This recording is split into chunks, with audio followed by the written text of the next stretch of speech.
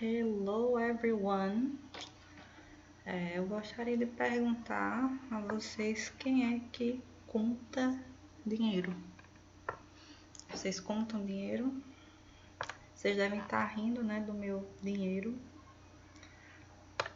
Mas tudo bem, vocês contam dinheiro. Quero saber quem conta, né? Quem tem muito dinheiro aí para contar. Bem, isso aqui está relacionado ao nosso assunto, né? O assunto que eu passei para vocês na aula passada. Na verdade, eu mandei somente um link de sugestão, né? Com 2 vídeos, né? Eu acho, sobre o assunto chamado quantifiers, que são quantificadores. Antes da gente chegar lá, a gente tem que entender a noção entre substantivos contáveis e incontáveis. O que é que são? Ora, tem coisas que eu consigo contar e tem outras que eu não consigo, né? Eu perguntei a vocês se vocês contam dinheiro, né? Se vocês contam é porque vocês têm muito dinheiro para contar. Vocês estão contando o quê? Cédula, moeda? Na verdade, dinheiro é um tipo de substantivo incontável. Isso significa que a gente não consegue contar. Ora, eu não falo eu tenho muitos dinheiros, eu tenho poucos dinheiros.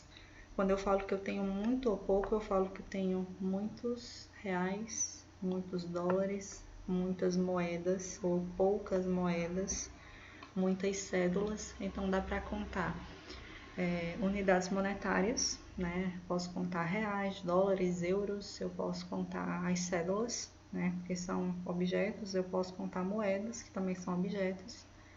Mas dinheiro, né? A ideia de dinheiro, ela não é contável, ela é incontável, justamente porque eu não posso dizer um dinheiro, 2 dinheiros, 3 dinheiros, né? Crianças falam assim, mas a gente sabe que não está correto, certo? Outra coisa, quem conta tempo? A gente conta o tempo, né? O tempo também é uma ideia, né? Ela, de certa forma, aliás, ela é algo abstrato, né? O tempo. Então você também não tem como contar. Você não tem que falar, você não pode falar que tem muitos tempos para fazer alguma coisa, poucos tempos. Você pode dizer que você tem muito ou que você tem pouco tempo, né? Você não tem 1, 2, 3. Mas a gente pode dividir o tempo em unidades, né? Como horas, minutos ou até dias, meses, anos, séculos, né? Então é uma contagem, né, arbitrária do tempo. Foi uma forma que a gente encontrou de poder quantificar, dividindo o tempo em unidades contáveis, certo? Então essa é a diferença. Quando a gente estuda esse assunto em inglês, é muito comum apresentarem, tanto que quando eu fiz a pesquisa aqui sobre substantivos contáveis e incontáveis, a primeira coisa que apareceu foram alimentos, sempre os exemplos que tem nos livros. Eu acho que é porque comida é uma coisa que chama a atenção mesmo. Então a gente consegue contar coisas, por exemplo, como laranja, eu tenho uma laranja, 2 laranjas, uma maçã, ovos, certo? Eu posso contar, sei lá, cenouras, biscoitos, uvas, ok? Mas o que é que eu não posso contar? Eu não conto, né, justamente aquilo que geralmente vem líquido ou então grãos, né? Como é que eu vou contar, por exemplo, água? Eu posso dizer que eu bebi 2 águas, 3 águas? Não dá, né? Muitas águas, poucas águas. Na verdade, às vezes a gente até fala dessa forma de água, né? Mas, por exemplo, quando eu vou em algum lugar e eu peço, por favor, me dê 2 águas, né? Eu posso estar pedindo copos ou garrafas, né? Mas o que eu estou contando aí não é o conteúdo em si, não é a água, e sim o recipiente, certo? Que está contendo a água, né? Já que eu não tenho como contá-la, né? Eu não vou contar as moléculas de água, certo? Qualquer líquido, café, né? Também chá, né? Seja o que for, aqui são os exemplos. Eu não conto, por exemplo, açúcar, né? Porque eu não vou contar os grãos de açúcar. Então eu posso até colocar 2 colheres de açúcar, mas eu não falo 2 açúcares, né? Apesar de que em inglês, né? É muito comum os americanos usarem aqueles tabletezinhos, né? Os cubinhos, aliás, de açúcar, né? Que nesse caso poderiam ser, no caso, contáveis mesmo, certo? Mas, enfim, no geral, o açúcar pra gente, ele é incontável justamente porque você não vai contar o grão. Você vai usar uma colher, uma xícara de açúcar para fazer um bolo, né? Por exemplo. Então, é isso. Acho que já deu para entender, né, a diferença entre substantivos contáveis e incontáveis. Então, aqui tem alguns exemplos, certo? Countable nouns. Nouns é a palavra substantivo em inglês, certo? Substantivos é como se fossem nomes. Nomes, certo? No caso aqui nós temos nomes contáveis, substantivos contáveis. Então, apples, oranges, cars, boys, books. Essas palavras elas vão vir com S, né, no plural no final, é o mais comum, mas a gente também tem alguns substantivos que são irregulares, então eu posso contar pessoas, mas em inglês eles não vêm com S no final, né? Crianças também é um plural irregular, né? Onde a gente não acrescenta S, existe uma palavra diferente para o singular e outro plural. Mesma coisa, homem, mulher. Então, nem todas as palavras no plural, em inglês, vão terminar com S, porque nós temos exceções. Mas a regra é como o português, a maioria você vai acrescentar S. E o que é incontável? São palavras que a gente não pode colocar S no final, porque eu não tenho como quantificar essas palavras, né? Então, nunca vou dizer águas, açúcares, certo? Amores, liberdades. Eu sei que quando a gente fala assim, né? Quando você escuta, mas eu já escutei amores, açúcares, águas, né? Águas passadas não moinhos, né? Mas isso aí é um uso em particular, certo? É um uso em um sentido diferente, certo? No geral, quando você imagina aquela propriedade, certa água, você não quantifica, certo? Quando eu estou falando de águas, eu estou utilizando aí uma metáfora, né? Quando eu falar, ela teve muitos amores. Olha só, eu não estou falando do amor, do sentimento abstrato, ele é incontável. Estou me referindo, posso estar me referindo a pessoas, a namorados, né? Por exemplo, amores, certo? E aí o que eu falei sobre dinheiro, nós não contamos money, nós não contamos time, mas nós podemos contar dólares, reais, coins, que é moedas, nós podemos contar hours, minutes, seconds, né, horas, minutos, segundos. Aqui nós temos agora finalmente os quantifiers, que são os quantificadores, certo? Os quantificadores são palavras que indicam quantidade.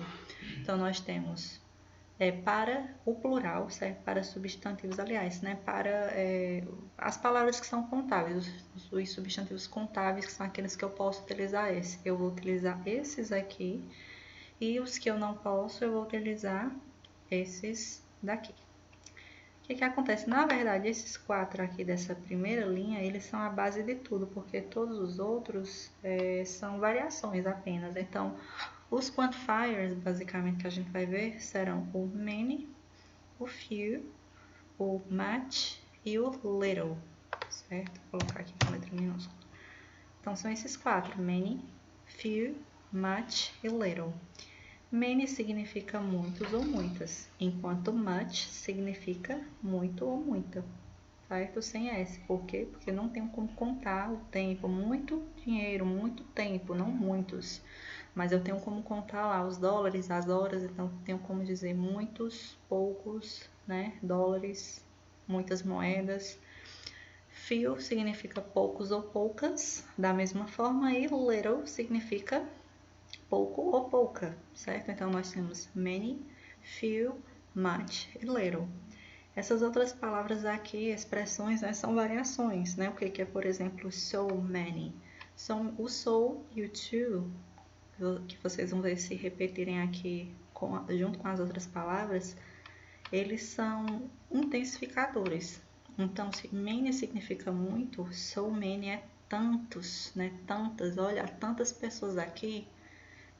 Too many vai ser demais, então é mais ainda, né? O too ele tá muito ligado à noção de exagero, então ele tem um sentido muito negativo, certo? O so many é como se fosse aquele muito, né? Aquele muito que é muito, mas ainda não está em exagero. E quando eu uso too, certo? Too many, olha, é demais, certo? Então você compra roupas demais, né? Então seria o too many dresses, né? Muitos vestidos, por aí vai. E a mesma coisa vai valer para os outros, então é só você generalizar a regra. Então, se eu tenho few é pouco, poucas, So few vai ser tão poucos, tão poucas. Too few, poucos. Opa, deixa eu ver o que eu coloquei aqui. É poucos ou poucas demais. Então, certo? É como se fosse... Eu poderia colocar a tradução até como pouquíssimos, certo? Talvez se você colocar no Google até apareça essa tradução. Então, eu tenho pouco, aqui é mais pouco e aqui é mais pouco ainda. Entenderam? E assim, se vocês olharem, é uma coisa que é fácil de entender, porque a tradução é basicamente uma só, é tudo muito parecido, né? Em português a gente teria só muito com S e muito com, aliás, um com S e outro sem S. Poucos sem S, poucos com S.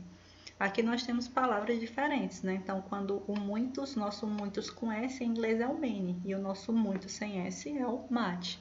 O poucos com S é o few, o pouco sem S, né? Para substantivos incontáveis é o little. E aqui seriam variações, né? As mesmas estão se repetindo para todas as palavras. Quando eu uso so, é um pouco mais, e quando eu uso to é mais ainda, né? No caso, quando eu estou falando de pouco, é um sentido negativo, ou seja, pouco, e se eu coloco so é menos, se eu coloco to, né? Too little é menos ainda. E temos, por fim, essas duas expressões finais, que é o how many, certo? E o how much. How many significa quantos ou quantas, certo? Quantos irmãos você tem, né? Por exemplo, how many brothers do you have? Quantos irmãos você tem? Quantos livros você já leu, né? How many books? How many books? How much vai significar quanto, quanta. Então, se eu perguntar de quanto tempo você precisa, né? Eu vou usar o how much por isso. Aqui temos alguns exemplos, né? Então, eu posso dizer many apples, muitas maçãs, few oranges, poucas laranjas, so many people, tantas pessoas, much water, muita água, little sugar, pouco açúcar, too much money, muito, né? Dinheiro demais, ok? E é isso, pessoal. Qualquer dúvida vocês podem colocar nos comentários, certo? À medida que eu for vendo, eu vou tentando responder. Até mais. Take care. Bye.